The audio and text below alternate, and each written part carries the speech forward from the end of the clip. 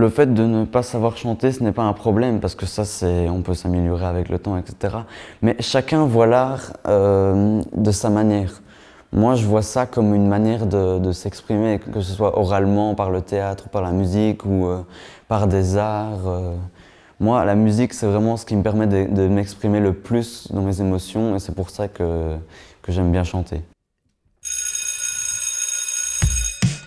Et voilà, l'heure de la récré a sonné. C'est le 2e épisode du podcast du service du pilotage du PK. Alors aujourd'hui, le sujet, c'est le projet On chante dans mon école. Alors On chante dans mon école, c'est une initiative qui vise à remettre à l'honneur le chant dans les écoles. Alors ça, c'est un petit peu la définition officielle. Maintenant, je vous propose d'écouter ce qu'en disent les enfants. Joséphine, 14 ans, nous dit « Dans mon école, on a tellement chanté que même la concierge connaît les paroles. On a chanté fort et je crois qu'on a réveillé les pigeons du toit. Après, on s'est filmé et maintenant, on est sur YouTube. Et moi, je vérifie tous les jours si on a plus de vie qu'Angèle.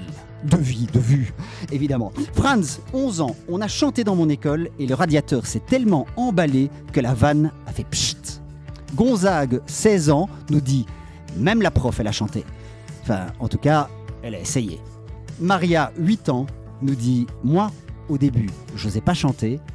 Et puis j'ai essayé et maintenant, mes oreilles, elles n'en croient pas leurs yeux. » Alors, pour parler de ce projet On chante dans mon école, nous accueillons Barbara de la SBL Remua. Bonjour, bonjour. Et nous accueillons également Isabelle, qui est en charge du projet au SPIP, au service de pilotage du PK.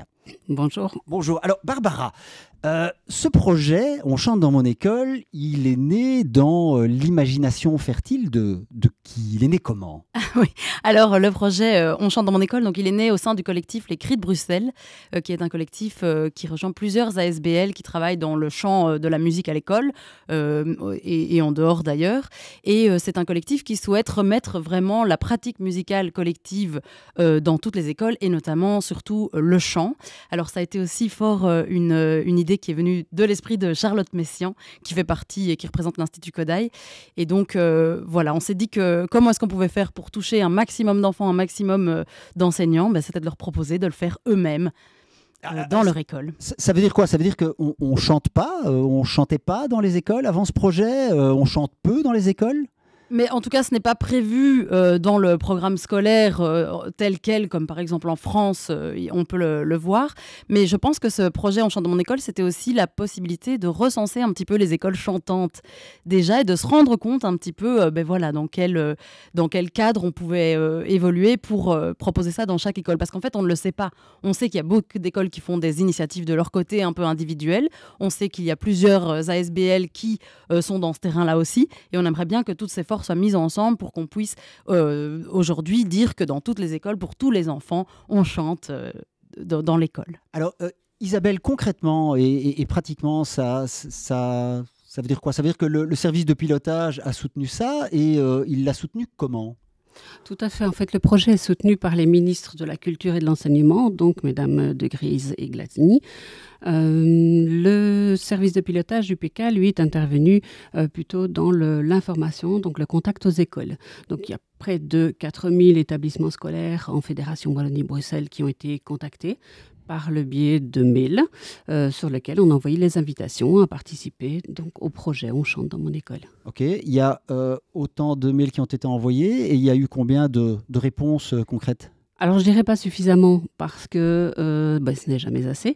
Puis, on arrivait en tout cas en approche des congés scolaires, donc il faut aussi le temps que les écoles réagissent. Oui, parce que le projet, il a été lancé assez tard dans l'année. Voilà, en avril 2025 et sur base de ce lancement de projet tardif par rapport à l'année scolaire, et bien entendu, les écoles étaient principalement préoccupées par les examens à la fin d'année, etc.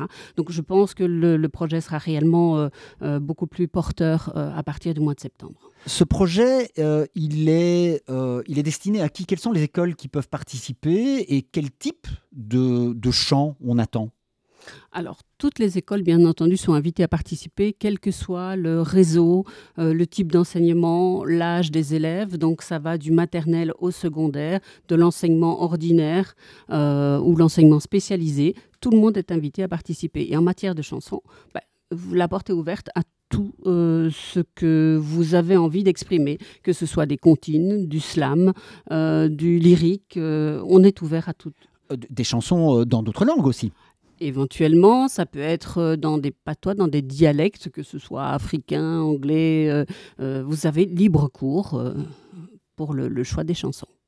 Barbara, donc on chante dans mon école, c'était aussi une manière de promouvoir ce chant au travers de vidéos. Tout à fait. Donc comment est-ce que ça s'est passé, ça? Mais on s'est dit qu'en fait, ça pouvait être une finalité qui pouvait être intéressante pour les enfants. Donc aujourd'hui, il faut quand même vivre avec son temps. YouTube, les vidéos, tout ça, c'est facile en plus à faire. Ça ne demande pas tellement d'investissement. Et je pense que pour les enfants, c'est aussi important autant d'être dans le parcours du chant au jour le jour dans son école, que de pouvoir montrer, que de pouvoir participer à quelque chose de plus grand, voilà, qui leur donne envie d'un petit peu continuer à avancer et être dans cette motivation collective que permet, par exemple, une chaîne YouTube où on peut voir, ben oui, effectivement, j'ai eu des vues. Enfin, au-delà de ça, c'est vraiment de se sentir un peu dans une communauté. Oui, tout le monde chante dans son école et ça fait du bien et c'est merveilleux. Et donc, ça veut dire que les enseignants, les enfants devaient se filmer en train de chanter une chanson ? Tout à fait. Oui, alors c'est là qu'on a invité, donc l'invitation faisait part de la facilité en tout cas de participation au projet, puisqu'il s'agissait d'envoyer une vidéo, une simple vidéo faite sur base d'un smartphone. Évidemment, on ne va pas prendre un smartphone d'il y a 20 ans d'ici, puisqu'il y a quand même une qualité visuelle et de son qui doivent pouvoir être valorisantes au niveau d'une chaîne YouTube qui a été créée, donc dédiée spécifiquement au projet, et sur lequel, donc ces vidéos sur lesquelles on va se baser pour diffuser l'enthousiasme des élèves et du nombre d'établissements participants au projet. Alors, l'enthousiasme des élèves, parlons un petit peu de ça. Les élèves y sont, de ton expérience Barbara, est-ce que les élèves sont enthousiastes à l'idée de chanter de manière générale ? Alors oui, je pense qu'en fait, on va peut-être commencer chez les plus petits. Donc en maternelle, c'est vrai que l'usage de la comptine, le fait de pratiquer le chant de manière régulière, ça peut développer plein de compétences et les enfants sont toujours preneurs, évidemment, de tous ces projets qu'on leur apporte. Au plus on va grandir, au plus ça va peut-être devenir plus compliqué parfois. Donc on va être jusqu'à la 4e primaire. Pour nous, en tout cas, c'est toujours très facile. On les emmène facilement dans notre monde. On entoure aussi cet apprentissage du chant de contexte, d'histoire. On leur explique les pièces. On fait parfois des décors relatifs aux histoires dans les chansons. Et alors, peut-être, à partir de la 5e primaire, nous, on remarque quand même qu'on a besoin peut-être de les emmener aussi dans la création. Donc, qu'ils soient eux-mêmes acteurs de cette chanson, de ce chant qu'ils apprennent en écrivant des chansons, en faisant eux-mêmes la chanson de leur école, le rap de leur école. Et c'est par ces biais-là que nous, on arrive à toujours avoir leur attention dans ce cadre-là. Après, en humanité, nous, on n'a pas beaucoup d'expérience, mais c'est vrai que voilà, plus on monte dans les âges, plus peut-être il faut trouver aussi des techniques d'approche, d'accroche même, pour les intéresser au chant. Et alors, c'est vrai que moi, je dirais que plus on commence petit, plus c'est quelque chose qui devient en fait normal dans sa vie de chanter. Et donc, c'est pour ça que nous, on préconise à Remuat de commencer directement dès l'accueil, en fait, dès le début des maternelles. Alors, pour évoquer ce que tu viens de... Enfin, pour souligner ce que tu viens d'évoquer, je propose d'écouter un extrait, un témoignage d'Élise, qui est une élève à Marchand-Famenne, une élève de secondaire, justement, qui parle de ce côté de chanter à partir du moment où on est ado. Quand on est petit, on ne se rend pas vraiment compte de ce qui se passe autour de nous.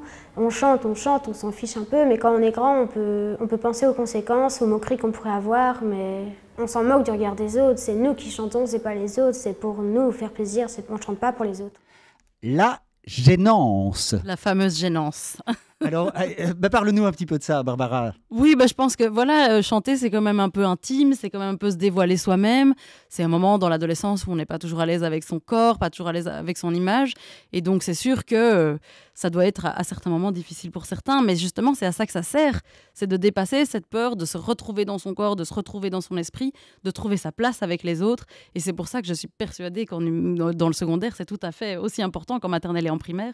Et que ce type de projet, s'il est récurrent, va devenir moins gênant pour les enfants parce que ce sera normal, c'est comme ça dans l'école, c'est normal et je ne suis pas gênée de le faire.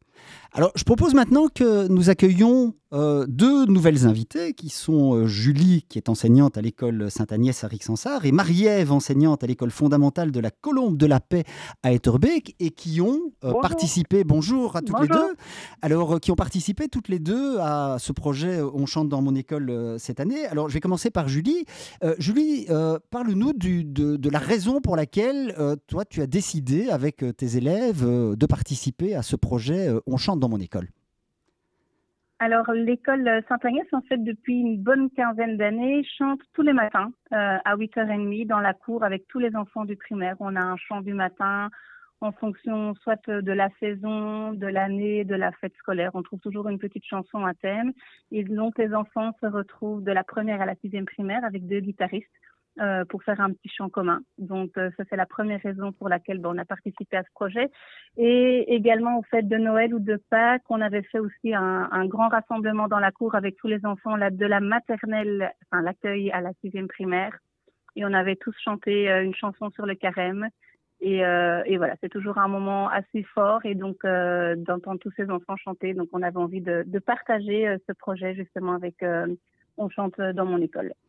De ton côté, Marie-Ève, les raisons sont similaires ou elles sont différentes? Alors elles sont similaires, mais aussi bon voilà, on ne part pas de la même de la même idée, c'est-à-dire que chez nous à la Colombe de la Paix, les enfants commencent des séances de musique et langage. Donc de stimulation de langage à travers la musique à partir de la maternelle 2 jusqu'à la fin de la P2. Et donc une fois par semaine, ils ont cet atelier dans lequel ils viennent chanter essentiellement, mais aussi faire des exercices de rythme, d'articulation, vraiment de créativité. Voilà, on tourne vraiment autour du chant et de la musique dans un objectif qui est peut-être un peu plus spécifique, qui est celui vraiment de développer toutes les compétences possibles du langage. Voilà. Et donc, c'est vrai que au travers de ces ateliers, on n'a pas toujours l'occasion non plus de montrer ce que l'on fait. Et donc, ici, le fait de pouvoir remettre à l'honneur le chant dans l'école via ce projet magnifique voilà, du service de pilotage du PK, voilà, ça m'a vraiment motivée à demander aux enfants, tiens, est-ce que ce serait chouette pour vous de pouvoir montrer un petit peu ce qu'on fait, de partager. Et c'est vrai que et les enseignants et les enfants ont répondu rapidement positivement et voilà, d'où la vidéo et je trouve que c'est très intéressant en tout cas de pouvoir partager ce qu'on fait et ça ouvre aussi des portes quand on regarde un petit peu ce que les autres ont fait, c'est très chouette aussi, ça donne pas mal d'idées donc voilà. Alors, de mon expérience, lorsqu'on dit aux enfants vous allez être sur YouTube, là, il y a tout d'un coup une réaction « Waouh, on va être sur YouTube », etc. Marie-Ève, lorsque tu parles de ça, du fait de se montrer, c'est quelque chose que tes élèves, que les enfants ont manifesté, ils ont parlé de ça, du fait que oui, on va être sur YouTube et ils se sont revus par après. Et s'ils se sont vus, ils se sont regardés comment? Ils sont petits, hein, bien sûr, entre la maternelle 2 et la fin de la P2, ça reste des petits enfants. Enfin, des enfants qui n'ont pas spécialement toujours l'âge d'aller sur YouTube, même si on a. Mais le fait, par exemple, de se voir sur le grand écran de la classe et de pouvoir montrer qu'il y a pas mal de gens qui ont mis un petit pouce, voilà, pour dire waouh, c'est super chouette ce que vous faites. Je pense que rien que ça les motive. Et puis bon, bien sûr, on a les parents derrière à qui on annonce que l'on va poster une vidéo et qui sont très fiers aussi et qui prennent conscience aussi du travail qui est fait avec leur enfant au sein de l'école. Julie, de ton côté, cet aspect YouTube, cet aspect se montrer, cet aspect réseaux sociaux, c'est un peu similaire? Je veux dire que nous, on était un peu pris dans le feu de l'action, comme le disait l'autre intervenante, avec les directives, les obligations de fin d'année. Donc voilà, c'était un projet d'équipe de proposer la vidéo sur YouTube. Et après, on en a parlé aux enfants quand on a reçu le petit autocollant justement qui montre qu'on participe à ce projet. À ce moment-là, on leur en a parlé C'est plus de la fierté, en effet. Et puis, on a aussi envoyé les parents pour aller regarder un petit peu tout ce qui se passe. Et puis, ça donne aussi des idées, voilà, pour d'autres chansons, d'autres projets qui peuvent être menés dans l'école. Alors, on parle, Isabelle, de cet autocollant, de cette récompense, on va dire, parce que le projet On chante dans mon école, on n'est pas dans une compétition, c'est pas la nouvelle star, etc. C'est un projet qui vise à promouvoir le chant dans les écoles, mais il n'y a rien à gagner quelque part. Mais par contre, le service de pilotage offre quand même une espèce de reconnaissance. Est-ce que tu pourrais nous parler de ça? Voilà, tout à fait. La reconnaissance, elle est plutôt liée à l'enthousiasme et à la participation que vont mettre les écoles dans le projet. Donc, ce label, en fait, il va être offert aux écoles donc, qui participent au projet, quel que soit le nombre de fois, quel que soit le nombre d'années. Il va juste changer de couleur au fil des années et pas au fil du nombre de participations. Ok, ce label, Julie ou Marie-Ève, vous l'avez reçu déjà? Oui, on l'a reçu. Ah, donc ça veut dire que les enfants, parce qu'au-delà de YouTube, il y a aussi cette reconnaissance-là, c'est que vous avez maintenant dans votre école, toutes les deux, une preuve concrète pour les enfants chaque jour de pouvoir se dire, voilà, nous avons reçu ça parce que nous avons participé à ce projet. Voilà, et le but, c'est d'accueillir chaque année une nouvelle note et d'avoir cette gamme au bout de 8 années. Même chose. Exactement.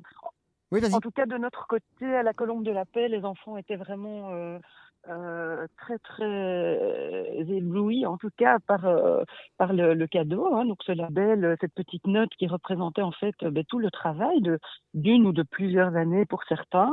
Et avec un petit autocollant en prime aussi à montrer aux copains. Donc voilà, je trouve que c'était magnifique. Alors Barbara, quand on a lancé un projet comme ça, quand on est à l'initiative d'un projet tel que celui-ci, on ne sait jamais comment ça va se passer. Parfois, les projets qu'on lance, ça ne se passe pas toujours comme on imaginait. Ici, quand on entend ce genre de témoignage, ça fait quoi? Ça fait vraiment plaisir, surtout d'entendre aussi que les écoles se projettent dans la longueur, de se dire qu'ils se voient déjà à 8 ans. C'est merveilleux et c'est vrai qu'on se rend compte que la force de frappe, elle est dans les écoles. Nous, Remua, on est là pour accompagner, pour former, pour donner tous les outils possibles et imaginables. Mais c'est merveilleux d'entendre, quand j'ai vu aussi les vidéos sur YouTube, on avait un peu les larmes aux yeux quand même, parce qu'on ne savait pas du tout à quoi s'attendre, s'il y en avoir 3 ou 100. Et là, on voit qu'en fait, oui, on chante dans les écoles et nous, on doit juste continuer à aider à pouvoir faire que ça se passe dans toutes les écoles. Maintenant, il y a aussi un aspect... au-delà du fait que les enfants sont heureux de ce que ça leur apporte à ce niveau-là, il y a un autre aspect, ça leur apporte plein de choses, Bien le sûr. fait de chanter. Bien sûr. Et nous, c'est vraiment ça un petit peu la base de notre travail. Ça développe un tas de compétences un peu parallèles, mais qui sont super importantes aussi dans les autres matières. Comme par exemple, Madame le précisait, pour le français, ça peut ouvrir le champ lexical, ça peut apprendre à articuler. Ça peut apprendre à poser sa voix, à écouter les autres, mais aussi à prendre ses responsabilités. Quand le début de la chanson arrive, oui, il faut y aller, il faut que je me positionne en tant que moi-même et que je chante. Il faut aussi, par rapport à la prestance, au corps, à la position du corps dans l'espace, à se tenir droit, à savoir s'exprimer et à savoir placer sa voix. C'est toutes des petites compétences qui, mises tout ensemble, en fait, vont permettre d'aider tout au long de la vie de l'enfant. Même si un jour il doit faire un exposé devant sa classe, s'il doit faire un entretien d'embauche, c'est toutes des petites pierres en fait qu'on rajoute dans la maison pour qu'il puisse grandir le plus sereinement possible avec toutes les possibilités qu'offre la musique dans les écoles. Alors Julie, tu disais que de ton côté, vous chantiez depuis longtemps. Ce que dit Barbara ici par rapport à tous ces bénéfices, est-ce que c'est quelque chose que tu as pu constater par l'expérience justement de ce chant qui est mis en valeur et mis en pratique dans l'école à Sainte-Agnès? Alors moi, je suis une jeune enseignante de Sainte-Agnès. J'ai d'abord travaillé 18 ans dans les Marolles et ça ne fait que 3 ans que je suis dans cette école, mais donc j'ai repris ce projet-là.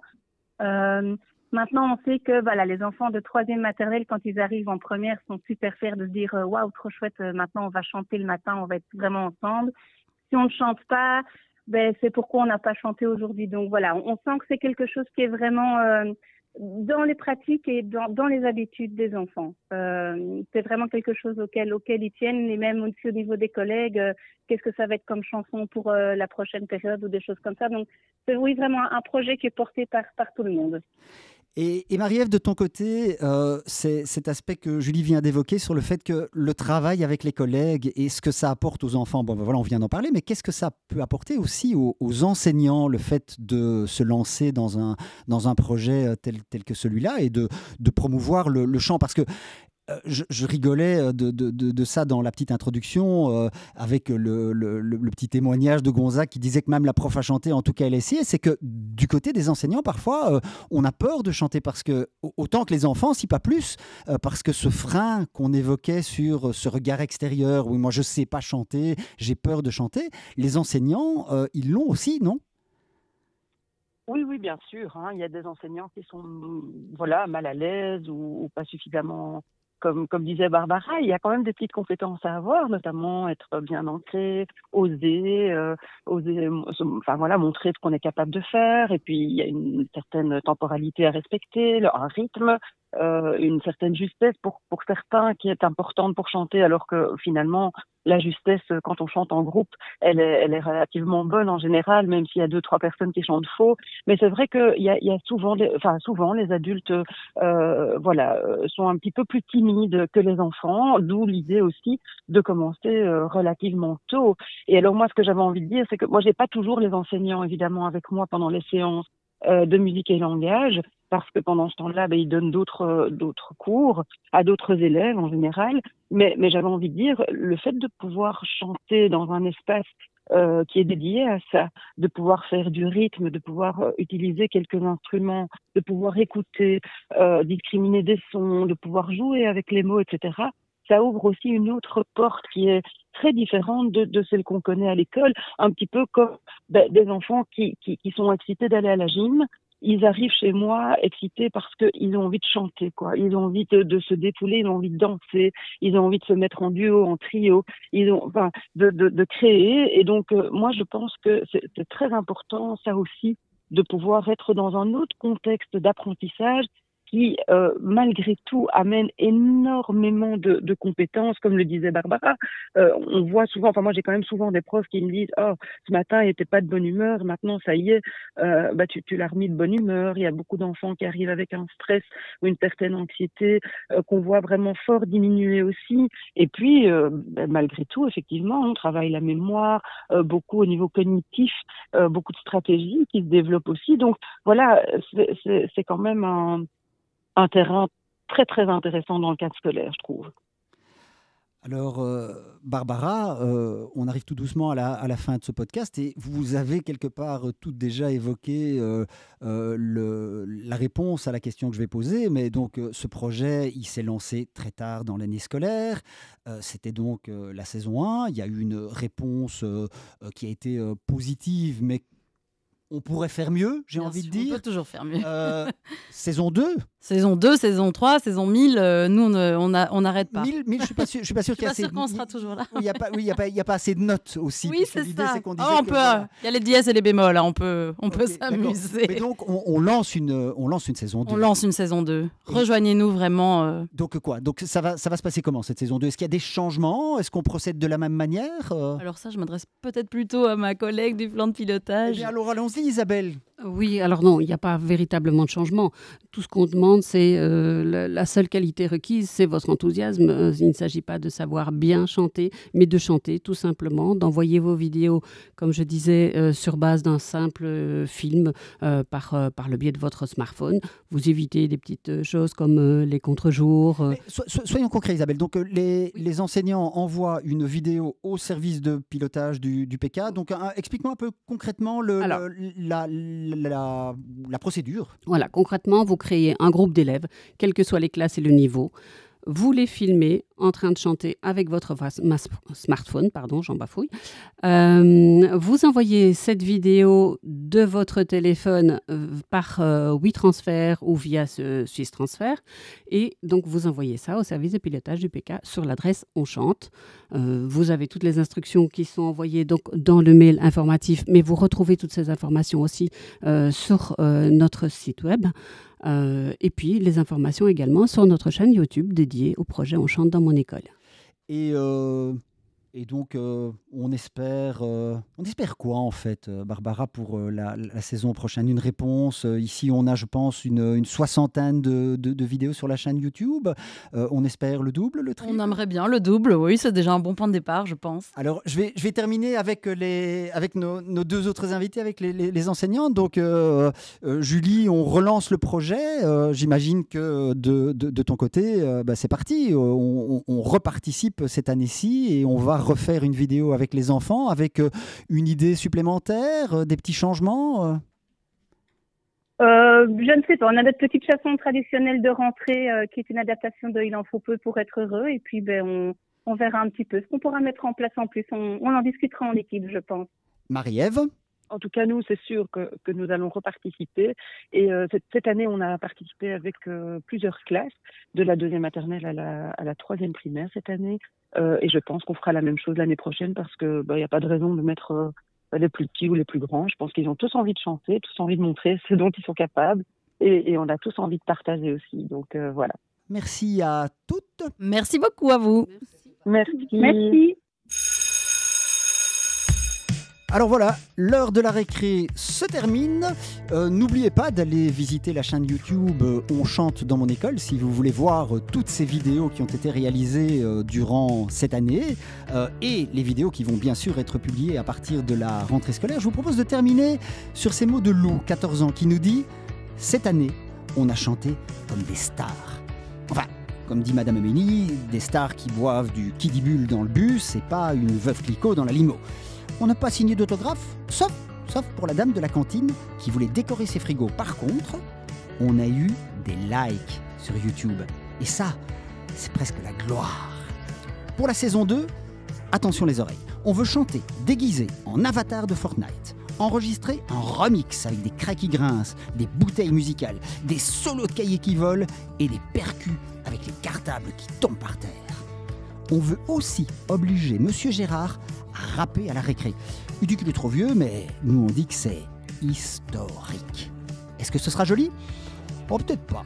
Mais au moins, ça fera le buzz et ça fera trembler Internet.